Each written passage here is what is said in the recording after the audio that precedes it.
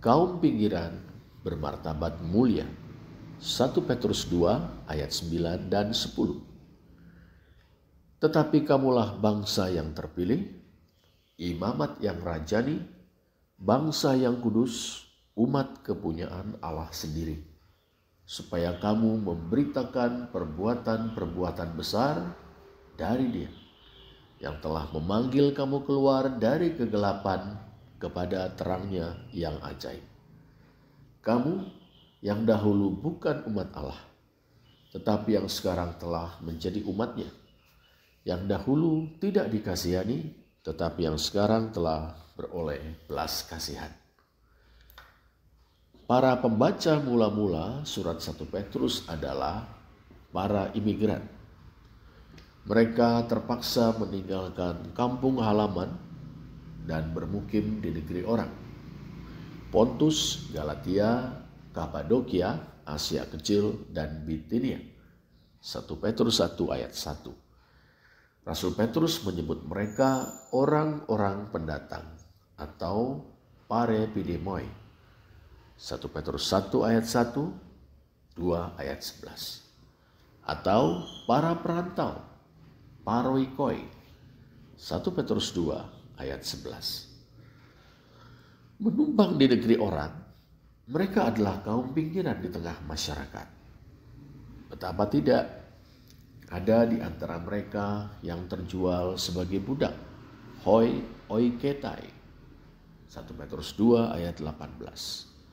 Ada di antara mereka menjadi orang durjana, atau para pelaku kejahatan, atau para kriminal, kakopoyoi. 1 Petrus 2 ayat 12 dan 15, 4 ayat 15. Ada di antara mereka yang memiliki kecenderungan untuk memberontak kepada pemerintah.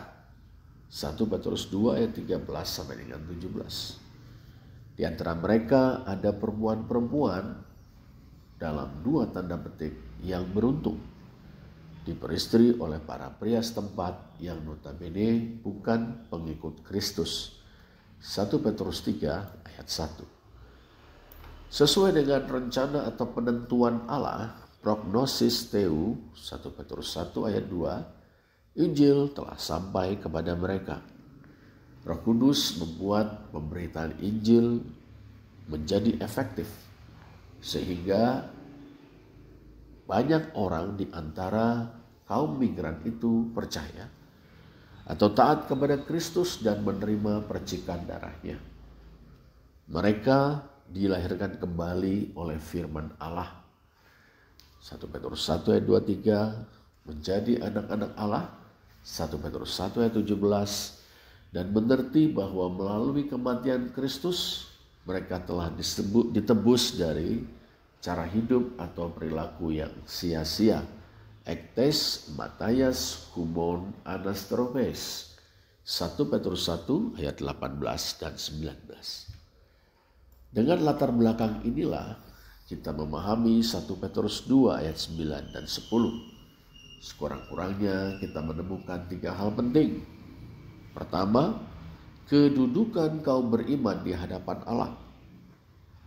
Mereka adalah bangsa yang terpilih atau genos eklekton, imamat yang rajani, basileion, hieratiuma, bangsa yang kudus, etnos hagion, umat kepunyaan Allah sendiri, laos es, peripoiesin.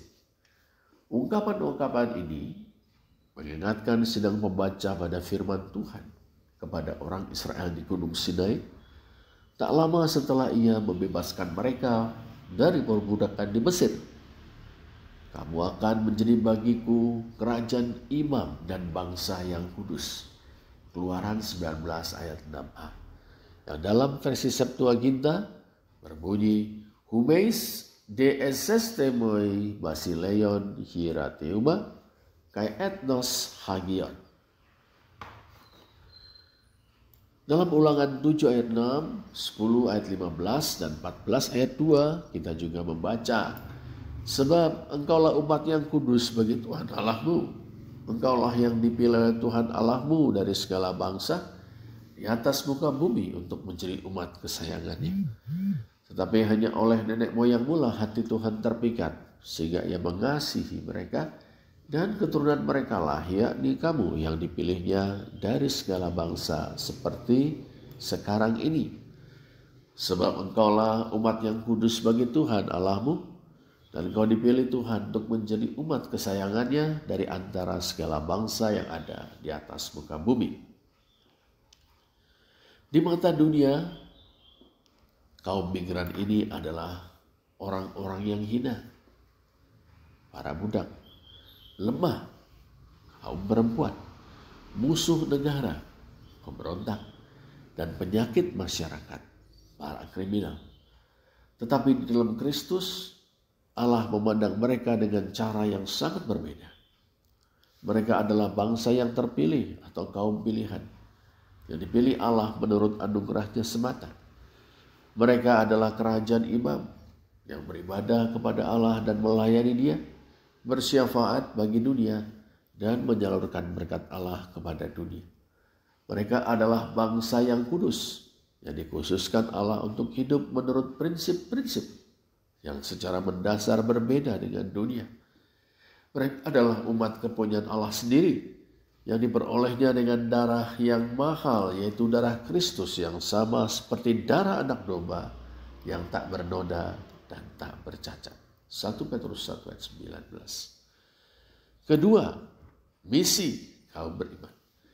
Allah tidak sekedar mengaruniakan kepada mereka kedudukan yang istimewa. Dia juga mengutus mereka. Kamu adalah bangsa yang terpilih, imamat yang rajani, bangsa yang kudus, umat kepunyaan Allah sendiri, supaya kamu memberitakan. Ketiga, isi dari misi itu. Mereka diutus untuk memberitakan perbuatan-perbuatan yang besar dari Dia. Pewartaan tentang pengalaman keselamatan. Merujuk pada Mishnah, Sahih 10 ayat 5, penafsir Craig S. Skinner mengemukakan bahwa saat perayaan Paskah, orang Yahudi menggambarkan pembebasan orang Israel dari Mesir sebagai suatu panggilan dari kegelapan kepada terang yang ajaib. Semula mereka, kaum migran itu, hidup dalam kegelapan. Allah kemudian memanggil mereka. Panggilan itu berakar dalam rencana Allah, menjadi efektif oleh karya Roh Kudus melalui pemberitaan firman dan menghasilkan pertobatan. Panggilan itu mengubah kedudukan mereka.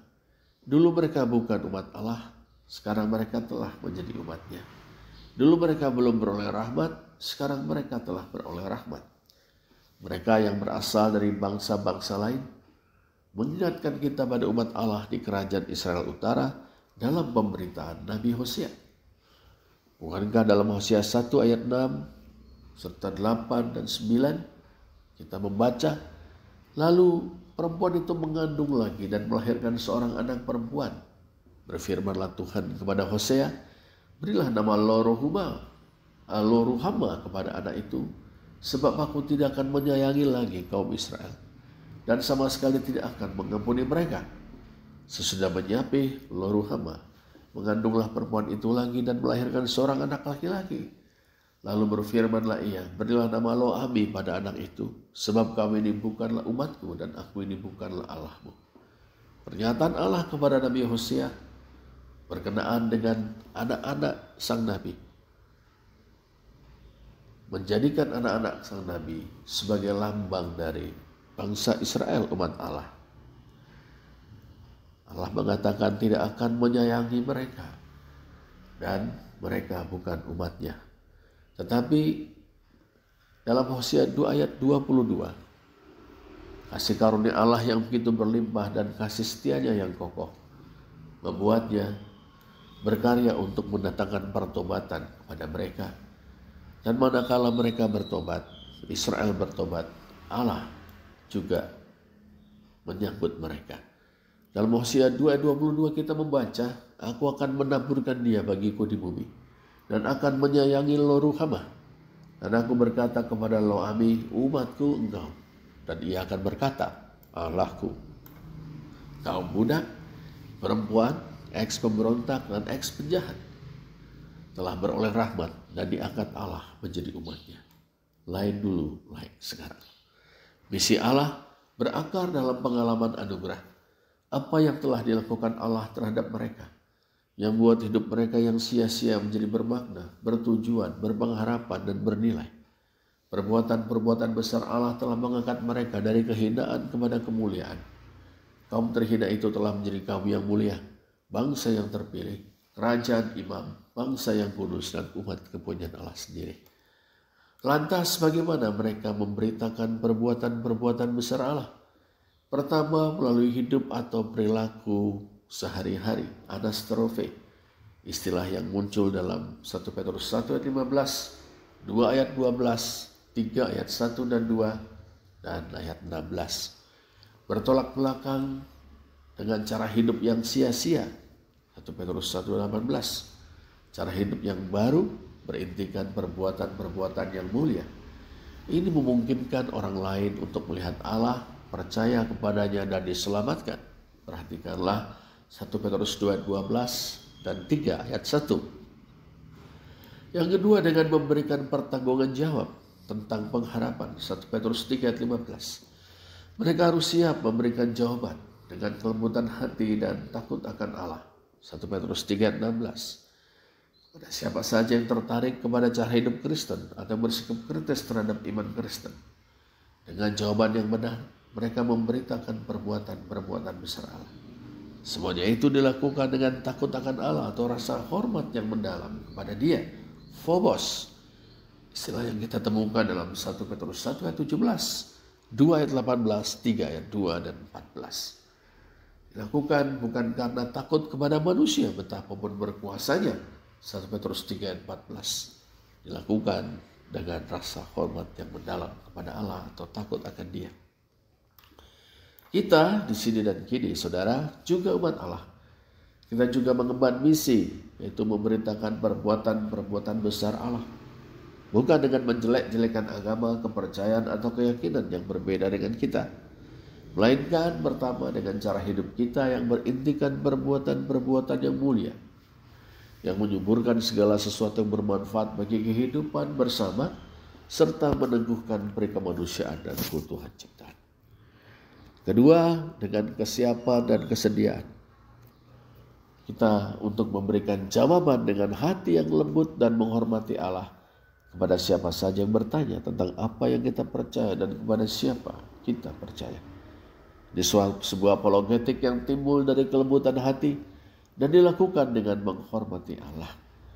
Demikianlah penggalian kita untuk 1 Petrus 2 ayat 9 dan 10. Terpujilah Allah. Amin.